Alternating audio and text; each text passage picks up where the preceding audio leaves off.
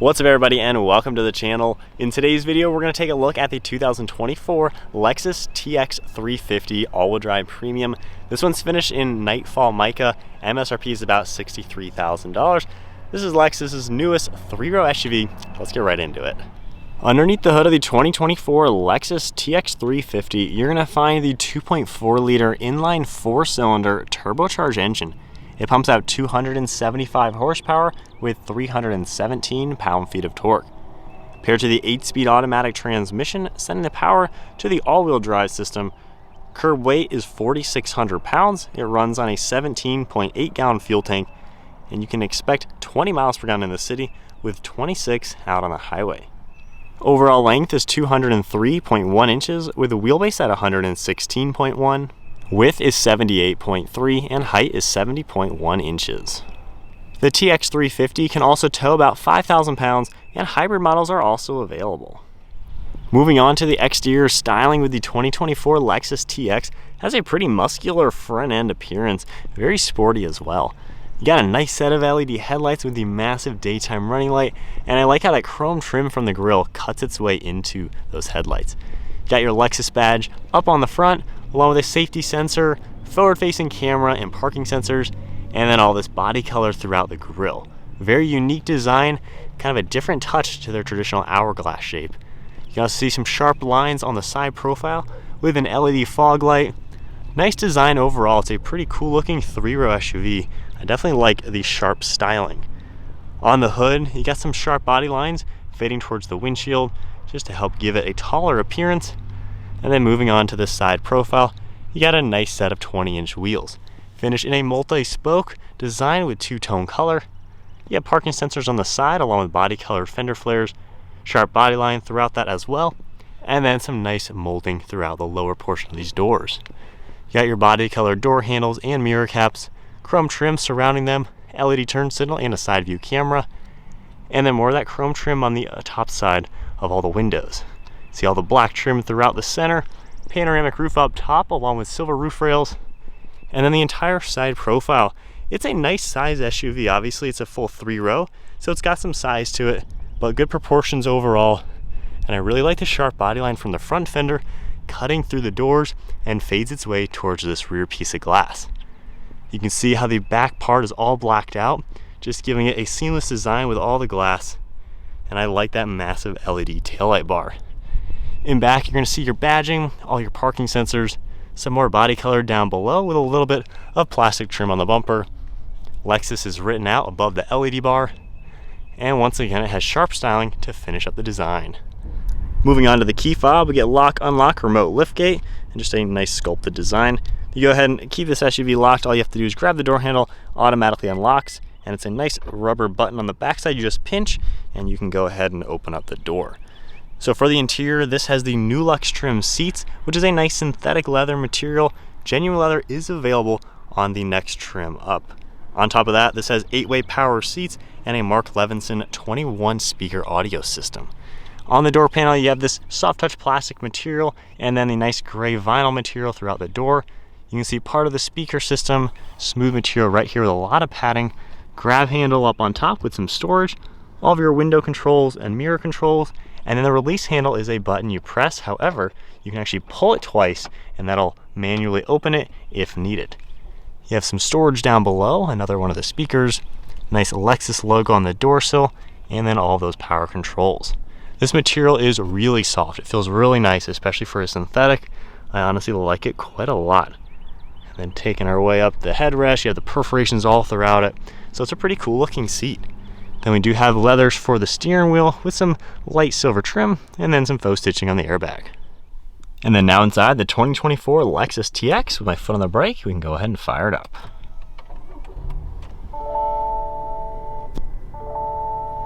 Got some nice displays popping up for the digital screens. And then on the steering wheel, you can see the nice satin color for the Lexus logo. I really like the control panel on the left and right side. You don't see anything on them, however, once you take a look at your heads-up display, just touching these buttons, you can see what pops up for the left side, and then on the right side, all the cruise control comes up. So that is a really cool touch. I actually like that quite a lot, especially as a driver, It makes those buttons look really cool.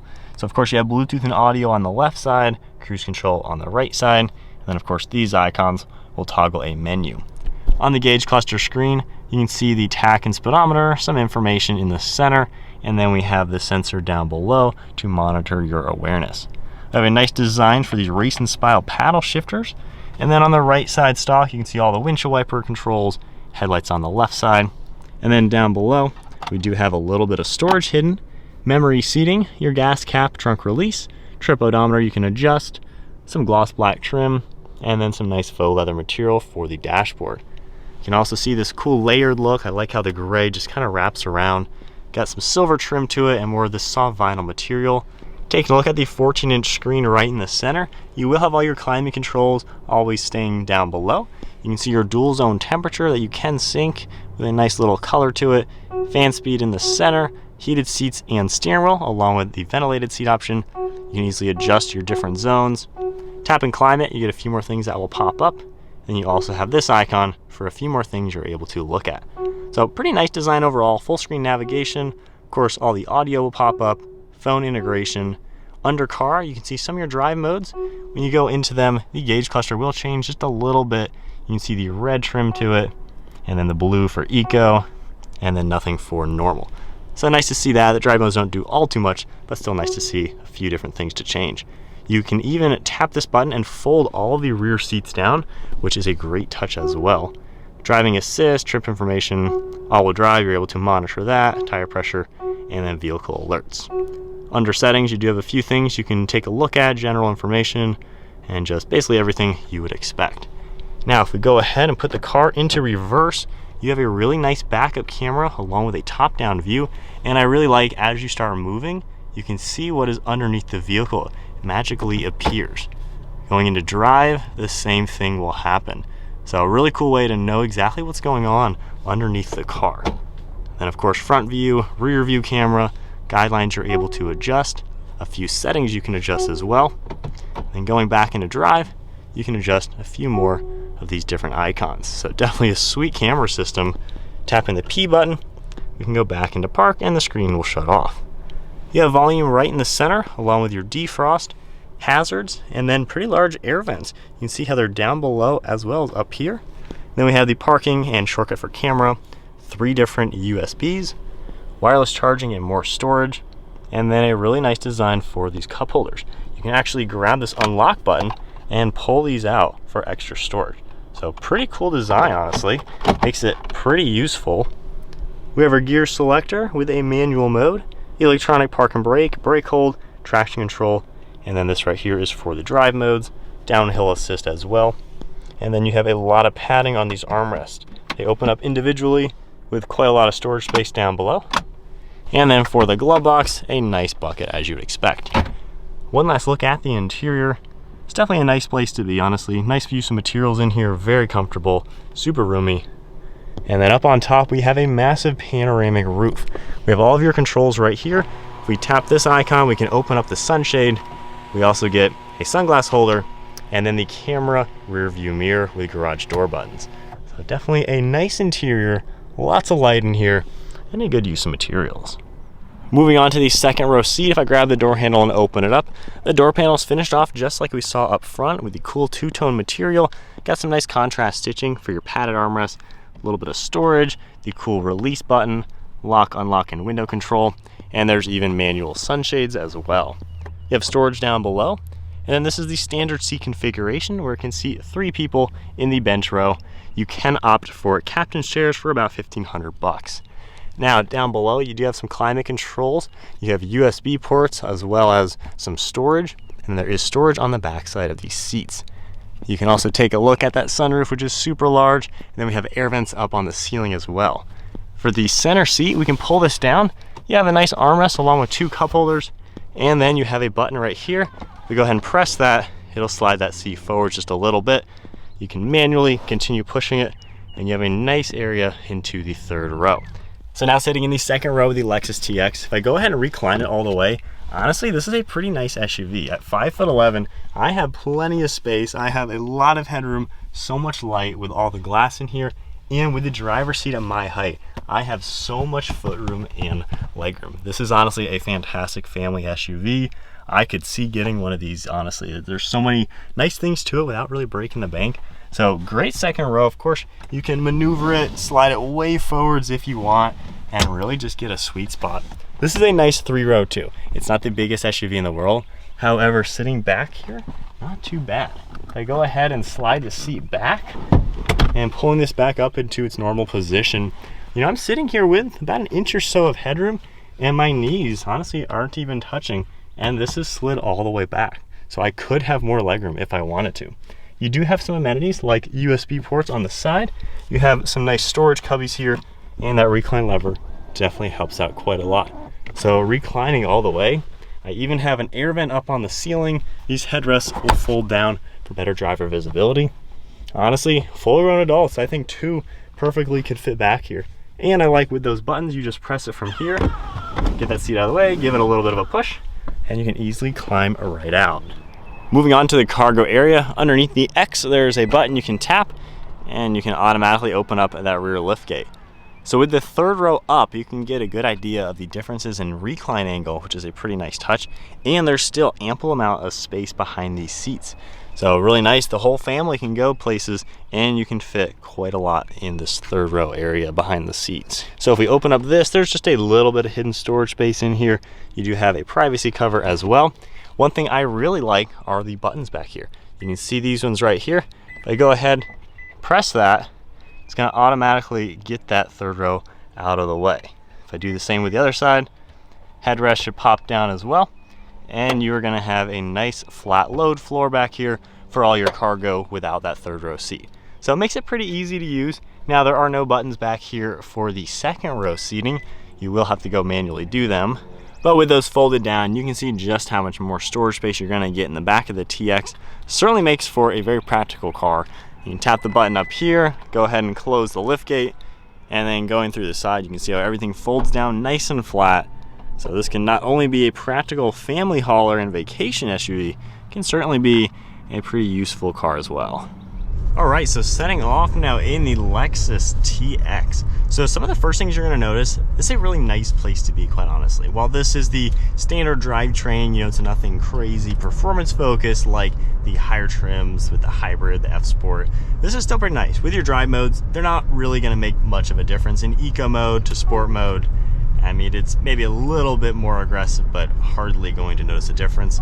It's a pretty nice to drive car though. You're nice and high up, and for being a full-size 3-row, it doesn't feel too big, which is something I've really liked about this. You have a pretty wide hood and a really comfortable seating position. These seats are some of my favorite seats I've been in. I mean, just even the materials, while this is not the full real leather, of course that is in the next step up, these are super comfortable, super soft feeling too, and they're just incredibly supportive. I could see driving this for hours and hours, and it just supports your back so well. I mean, these are one of the most comfortable and supportive seats I've been in. I really, really like sitting in this car. As far as some of the things you touch, you do have some nice materials. Of course, the leather on the steering wheel. The armrests are extra padded, so it's really comfortable just to relax in here. Getting up to some speed, it gets the job done. I mean, it's not fast or anything. Obviously, there's higher trim levels you can get, but it's peppy enough. I mean, it doesn't feel like it's too slow. I like how there is a real transmission rather than a CVT. So it gets up to speed fine enough for just your typical family SUV. Visibility is really good. I mean, you have so much glass in this front area to see around. I love the camera for the rear view. That makes a huge difference. And over your left and right shoulders, honestly, not really any blind spots. It's really easy to see around. I like the feeling when you're in here too, like just, it kind of feels like a wraparound dashboard to where you feel just kind of at home in this SUV. It kind of cradles you a little bit. It just feels like driver centered, but more like, I don't know, front seat centered. It's a nice place to be. It's hard to explain, but I like the wraparound feeling. It just feels really well put together. It's a cool SUV to be in. Ride quality, it's pretty darn comfortable. We're on kind of a bumpy road. You can feel it a little bit. However, it drives really smooth. It's quiet. I mean, you don't hardly hear any wind noise or road noise or anything like that. All right, my honest thoughts now. Get up to some speed.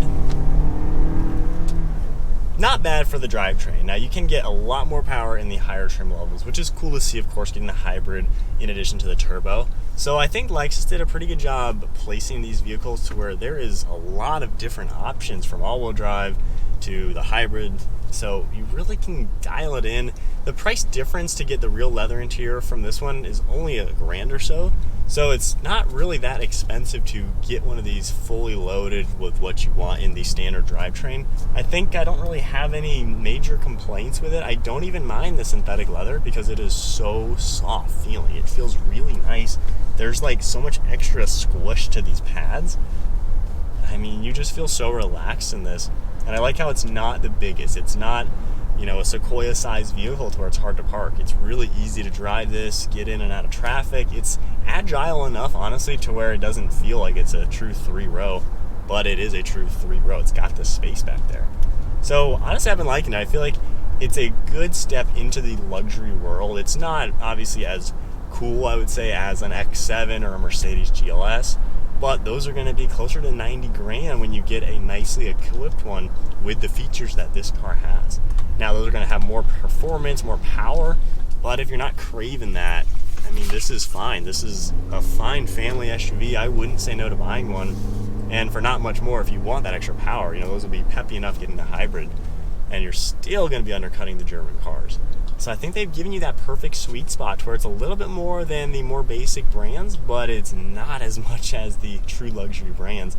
But you get a vehicle that feels luxurious. It feels really high-end in here, and it's a car that I don't think you can bat an eye at the price. It just, everything feels nice about this, and this is definitely an SUV to consider if you have a family, if you want that 3-row, if you want some utility out of it, and you want just a nice vehicle without breaking the bank, and you get #1 in reliability. Lexus and Toyota are at the top.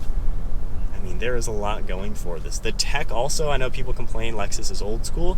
While this isn't the most craziest technology, there's a lot going on in here. It looks nice. There's a lot of features, a lot of cool designs to it. I mean, it feels like a modern luxury car. The screens don't have a million configurations, which quite honestly, you don't need a million configurations. So I've been a big fan of this. I didn't know what I would think when we got the TX, but honestly, I think it's a pretty good option. Something for sure to take into consideration. That is it then for the 2024 TX. If you enjoyed the video, give it a thumbs up, hit that subscribe button, stay tuned for plenty more content, and I'll see you all in the next video.